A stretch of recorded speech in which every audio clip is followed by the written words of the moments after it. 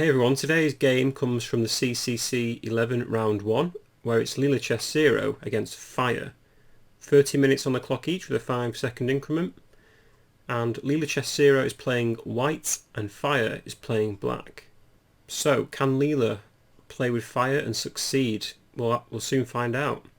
So, Leela played e4 and g6 is played. So this is the book, where d4, bishop g7, knight c3, d6, bishop e3, a6 and queen d2.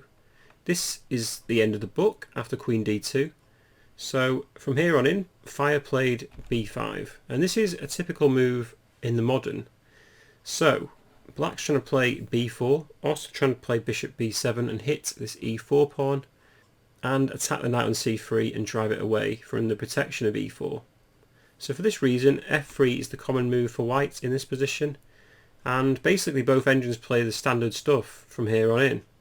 Knight d7 is played, white plays h4, black plays h5 to stop any h5 ideas, Leela plays knight h3, bishop b7 is played, knight g5, knight to f6, and white castles queenside, followed by e6 from black. And typically here, white usually plays, the most common move anyway, is king to b1, just keeping the king really safe. After queen e7, usually knight to e2 is played, followed by knight b6 and knight c1, where this is actually anybody's game at the moment. It's very even for both sides, and typically white will probably try and attack black with g4. I think white's just waiting for black to castle either side in this position. But in the game, Leela played a very standard move as well, a3, to stop any b4 ideas. Also gives the knight some space on a2 if it needs it. Fire played queen to e7, and Leela plays bishop to e2, preparing maybe g4. I'm just connecting the two rooks, so white's completely finished their development after this move. Fire played rook to d8, and this indicates that they could be preparing the move c5, because if they do play c5, and white captures, this will open the rook up very nicely for black. However, Leela first plays a nice move, knight h3, so going back with this knight, doesn't this just waste the tempo, you'd think? But actually they want to put the bishop in on g5 now, and there's no way for black to drive it back. It'd be nicely placed there, where it's going to pin the knight on f6 to the queen and the rook at the same time. Fire castled, so Leela played bishop g5, and Fire played rook f8. Leela now gets off the d-file with the queen and plays queen to e3. Also, queen e3 prepares the move e5, where it'll hit this knight, and Leela's going to try and win a piece. For instance, if black now plays c5, white can play e5 and win a piece. So for this reason, Fire dropped their queen back to f8 to get off this pin. And if now white decides to play e5, this doesn't actually work anymore, because after d takes e5, d takes e5, black plays knight takes e5. And if the queen takes, then black's got a nice move, knight to d5. So the bishop suddenly is opened up and hits the queen on e5. If the queen retreats back, black will play knight takes c3, and also hits the bishop at the same time. So pretty much white's got to capture this knight with b takes c3. But then comes moves like queen takes a3, and after king b1 there's bishop takes c3, and black will checkmate on b2, and there's no way to stop this. And if white decides to play bishop to c1, there's queen a1 mate.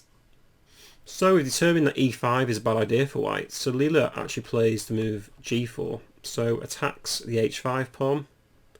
So black takes this pawn off, Leela recaptures, and now black played the move c5. So I think Leela's got maybe two options in this position. She could play h5, that's what happened in the game. D takes c5 is also an option, but it's a risky option, because after d takes c5, black can play d5 and ignore the pawn on c5. If white decides to protect this pawn with b4, they can get into a bit of problems with rook c8, where black is most likely going to try and sacrifice at some point with maybe knight to c5 or knight takes e4 perhaps, and basically just trying to open this bishop on g7 up. Play could continue rook f1, knight to h7, and now black's opened this bishop up, so king b1, a5 to try and undermine white's structure, knight takes b5, a takes b4, a takes b4. Black can play rook a8 and threaten mate on a1.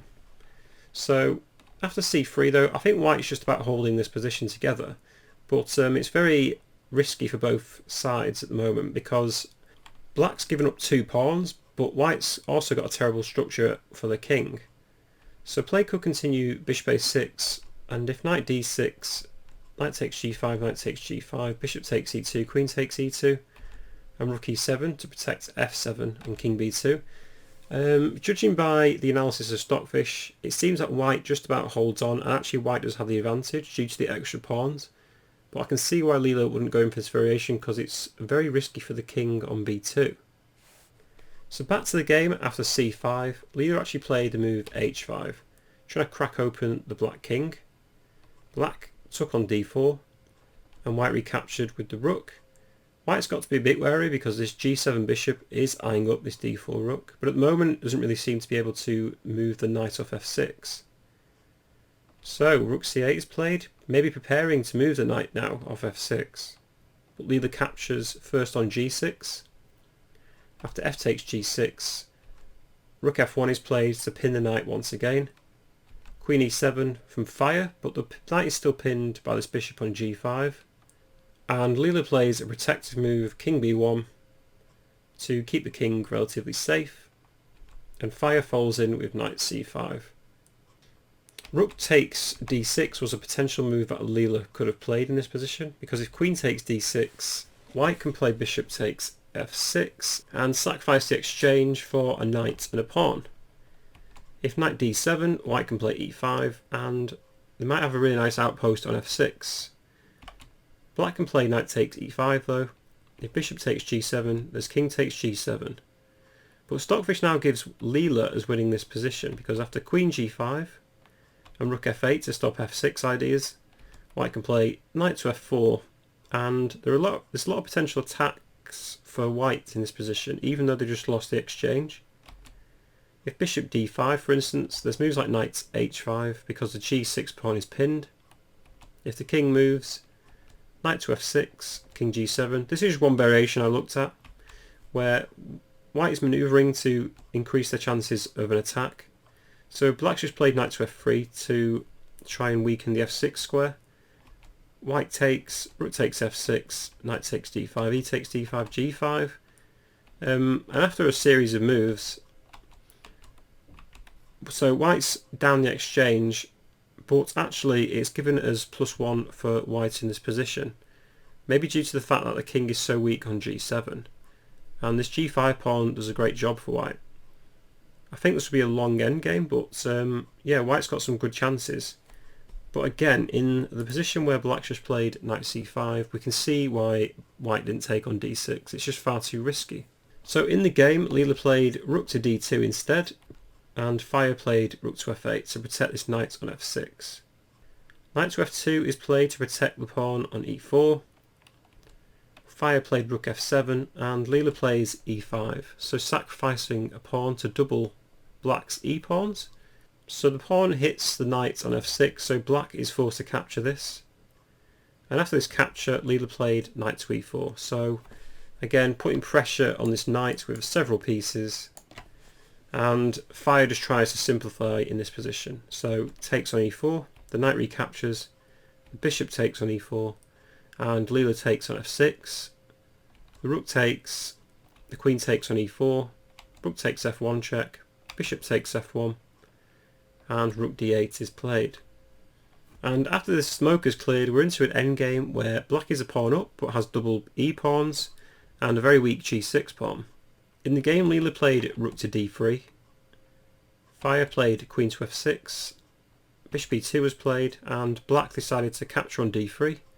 The bishop takes, queen g5 is played, and white picks up the g6 pawn as expected.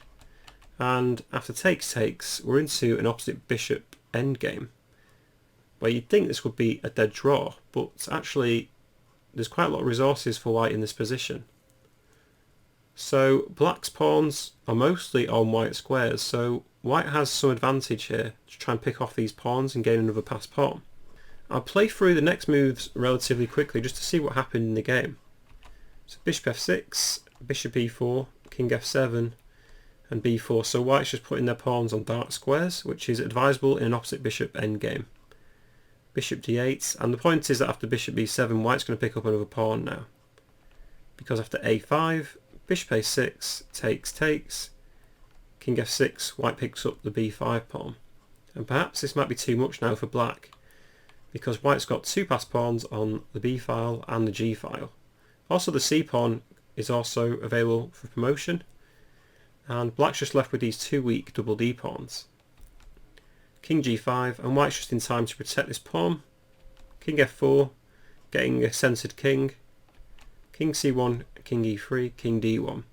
So all white's pieces are pretty much on light squares at the moment. After bishop e7, b5, they are now.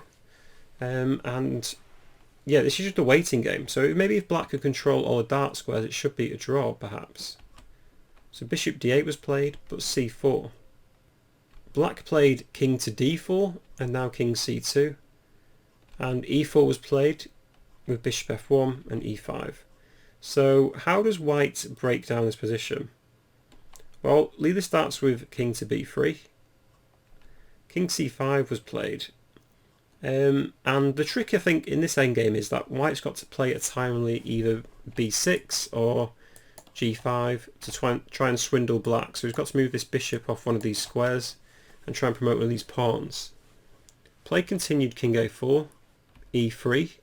This is sort of a zugzwang because black really can't move this bishop off this square, because then one of these pawns will probably push up, or white can maybe push this king up. For instance, bishop c7 would succumb to g5, or bishop to e7 would succumb to king to a5. If the king moves away, then king b4 can be played. So pretty much e3 is forced to this position if you're wondering why it was played. So now Leela plays bishop to e2, and now black again is forced to play a zugzwang move where they've got to push the pawn, e4. Bishop f1, and again they've got to push the pawn, e2, and take. So after king d4, Leela plays bishop to f1, king c5 again, bishop g2, hits the pawn, e3 and bishop f1 once again, and after the king is finally forced to move again, Leela plays a timely king b4, bishop e7 check, and amazingly I think if white moves backward it could be a draw. So Leela goes in for this amazing move c5 check, just sacrifices another pawn. So after the bishop takes, there's king c4, and the point is that now Leela's just going to move their king over to this side of the board and support this pawn advance.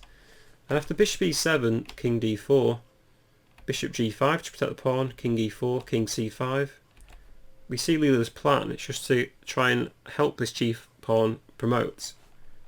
Bishop d8 is played, and now g5, king d6, g6, king e7, king g5, and Leela's got into the corner with their king and pawn, and this should be an easy win now, because once Leela starts trying to push this other pawn, it's going to distract this bishop from this g7 square, and it should be an easy win.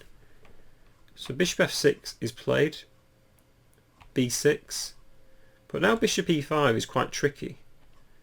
So Leela plays b7 obviously, black checks, king h7, and there's no way for black to defend now, because if let's say they play bishop to e5 in this position, white will play b8 queen, takes, and then g7 and promote to a queen. So after king h7, I'll finish up the game. King e7 was played by fire, g7 from Leela, bishop e5, and they get a queen, and the rest of the moves just speak for themselves. For some reason Leela gets a knight, takes the bishop off, and the game finishes with a checkmate very quickly, where Leela checkmates with the queen, queen f1, checkmate, and fire loses the game to this tremendous bishop endgame by Leela. So I hope that was a rather instructive opposite bishop coloured endgame for you. It's not always a draw, as you've just seen. But anyway, hope you enjoyed my quick analysis of this game. I'll post a link to the game in my description below, and I'll also copy over the chess base moves, and you can copy that into chess base as well if you wish to analyse the game yourselves. Please also, if you've got this far, drop me a like. Please subscribe to the channel as well, it really helps. And hopefully I'll see you in the next video.